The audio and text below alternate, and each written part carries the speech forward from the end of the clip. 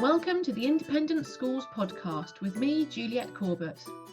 I'm absolutely passionate about adapting best practice and research from the business sector to address the real-world challenges being faced by schools. In this podcast, leaders of independent schools will learn actionable tips and strategies to strengthen their school's income streams, be it through fees, fundraising, or commercial ventures. So thanks for joining me today, and let's jump straight in. Hello and welcome to this episode. So this week we're going to be looking at diversifying your income stream as an independent school, and specifically what that looks like within the COVID-19 era. So a quick overview of what we're going to think about today. We're going to think about what diversifying income means and what it looks like within an independent school. We're going to think about what's changed recently over the last few months with COVID-19 and to what extent that undermines our previous plans around income diversification. And we're going to look at 3 steps that you can use to audit each of your income generating activities. So you can get a picture of what's working, what's not, and what changes you might need to make over the coming months. Okay, so let's kick off by thinking about what does diversifying your income mean? Basically, I mean ensuring that you're getting income from a variety of different sources. So it's about not putting all your eggs in one basket. So if one income stream doesn't do so well in one year, then the others are there to compensate for that. And it's all about strengthening your business model. So the less correlated or connected and linked those income sources are, the better, because that means that then when one doesn't do so well, the others aren't similarly affected and they can balance each other out over time. And it's a really strong financial strategy. So we see it in lots of different types of organisation across the business sector. Certainly, it's one of the fundamental principles behind investment management, and diversifying income there is really important. And even we see families diversifying their income to ensure that the loss of one particular job or one particular source of income doesn't necessarily undermine the entire household's income stream. So let's think about what that means in an independent school. So most schools are already getting their income from multiple places. So obviously, as a school, the fundamental thing that you do is to educate children. So given the independent school business model, that means that fees from the parents for that education that you're providing are the core income stream that you rely on as a school. But increasingly over time, we've seen schools diversify where they're getting their income from, away from just fee income.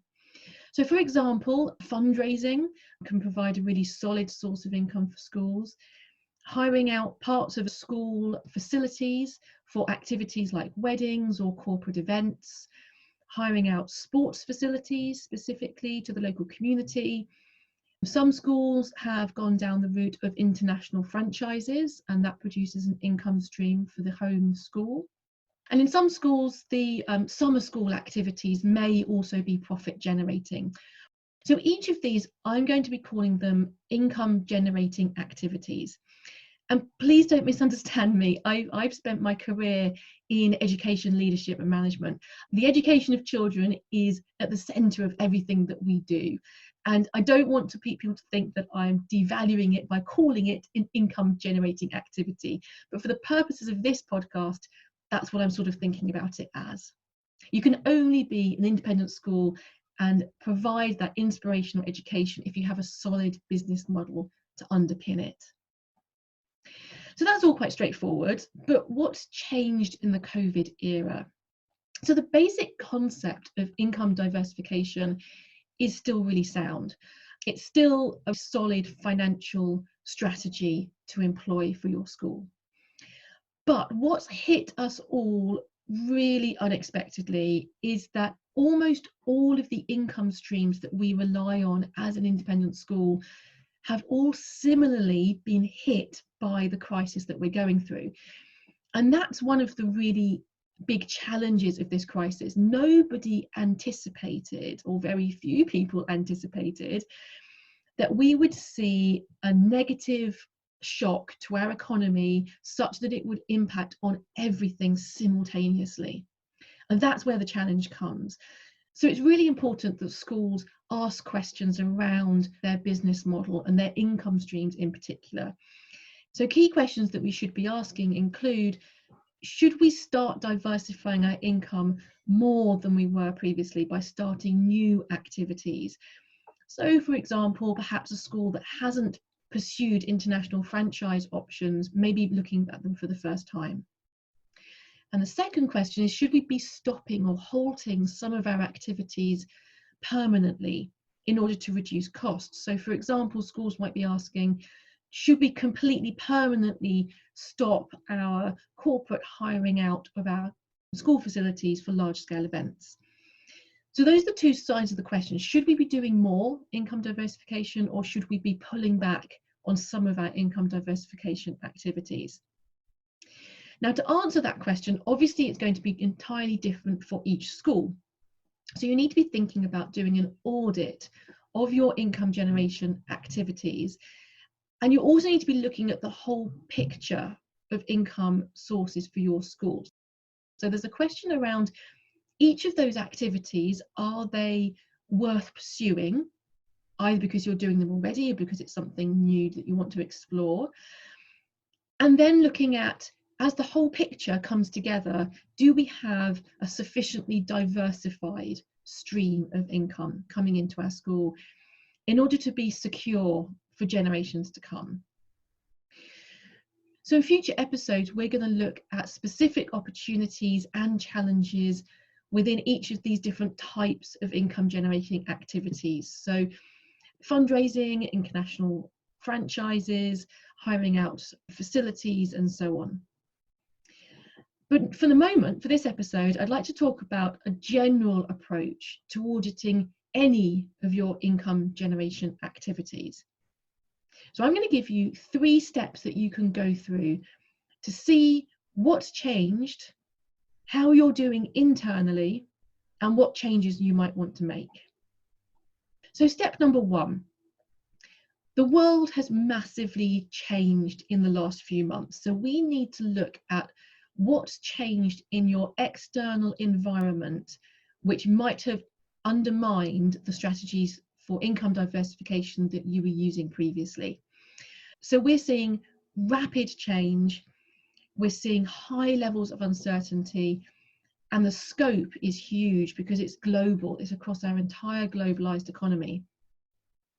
So one way that we can analyze these external changes, which can handle those sorts of complexities that we're seeing, is to use what's called PESTEL analysis. So each letter within PESTEL stands for a different area of your external environment: your political, economic, social, technological, environmental, by which we mean climate change, and legal environment in which you operate. So thinking about the trends in each of those 6 areas helps to unpick some of the complexity of what we're facing at the moment. You're looking for the trends which are going to impact either positively or negatively on each of your income generating activities. So taking each in turn, which are the key trends?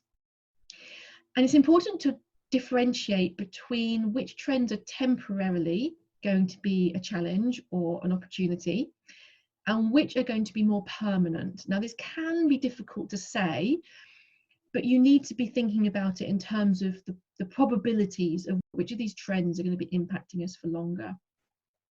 Now, some of these challenges are going to be really obvious. They'll all spring straight to mind because you will have been living them and breathing them for the last few months as you've guided your schools through this uncharted territory. But there are also going to be significant opportunities or silver linings amid this awful crisis. And being able to identify what those are for each of your income generating activities is a key stage that you need to go through. So you need to acknowledge the uncertainty that we're all dealing with, and you may feel that you want to plan for different scenarios which could play out over the coming months. But the basic question that you're asking yourself is, what is the potential for this particular income stream for our school in the short, the medium, and the long term? So that's stage one. You're looking at the external environment and you're looking at the potential across different timeframes. So step number two is analysing your internal operations. So having thought about the external environment, we now turn to think about us as a school and what's going well and what could be improved internally. So for each of those income generating activities, we need to look at the specifics of how efficient we're being and how effective we're being internally. Now, this is going to look very different for each of those income generating activities I talked about. And in future episodes of the podcast, we're going to be looking at each of those in detail so that we can unpick what questions we need to be asking around those internal operations. But for the moment, there's one really obvious commonality between them all, and that is your staffing levels. Now, schools have taken really tough decisions about this over the last couple of months. Here in the UK, where I'm speaking from, we've had a furloughing scheme. Now, a lot of schools have taken decisions to furlough staff in order to protect their business model in the short term. It's really important that you keep reviewing those decisions to furlough staff and to make sure they make sense, not just given the current COVID crisis as it passes through each country, but what you need to do is keep reviewing those decisions specifically with the view of income generation in mind. So some income generation areas like fundraising, for example, are long-term activities. So cutting back too much for too long on staffing is going to quite quickly become counterproductive, because you're actually going to limit your fundraising income potential by not having the staff to maintain the relationships. And that's something we're going to be looking at in future podcasts as well. In other areas, it may be much more appropriate that you cut back on staffing in order to conserve costs, with the view that you'll then bring those staff back in when the time is right. So for example, looking at hiring out facilities for your school. It may well be you can cut back more safely on staff for that area and then bring staff back in later and pick up where they left off in a way that isn't necessarily as straightforward for fundraising. So that's step number two. We're looking at the internal operations for each income generating activity, and specifically thinking about staffing levels. And then step number three is thinking about the changes you might want to make. So having analysed your external environment, and then secondly, your internal operations, you'll have a better view of what the potential is for each of your income streams over the short, medium, and long term. And you've then identified what changes you might want to make internally. Now, when you're considering those changes in step three, you really want to try to ensure you're playing to your strengths. It's really tough to go and do something completely brand new in the middle of a pandemic where all of the rules have shifted and all of the cards are up in the air.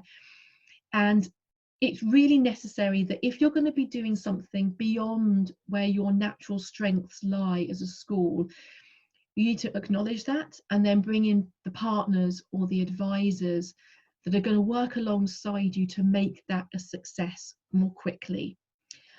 And ideally, you're looking for small steps to open up new income streams, not jumping into something completely brand new unless you have that really solid advice around you to ensure that's a success. So those are the three steps that I recommend. So step one is looking at your external environment, thinking about what's changed and what are your medium and long-term potential within each of your income streams. Step two is looking at your internal operations, and in particular thinking about staffing investment at the moment. And step three is making sure when you're making changes to your strategy, playing to your strengths. You always need to bring in advice if you need it, if you're looking to succeed beyond an area that you've naturally been strong at in the past. So we're going to be drilling down into the specific areas for income generation over the coming weeks. If there's anything particular you want me to cover, then let me know. Do get in touch. But I'm going to sign off at the moment, and I will see you back here for another episode next week. Bye then. So that's it for now, and thanks for listening. Don't forget that you can subscribe to the Independent School Podcast to hear our next episode, or sign up for my regular newsletter at www.consultjuliet.co.uk/sign up. Great, see you next time.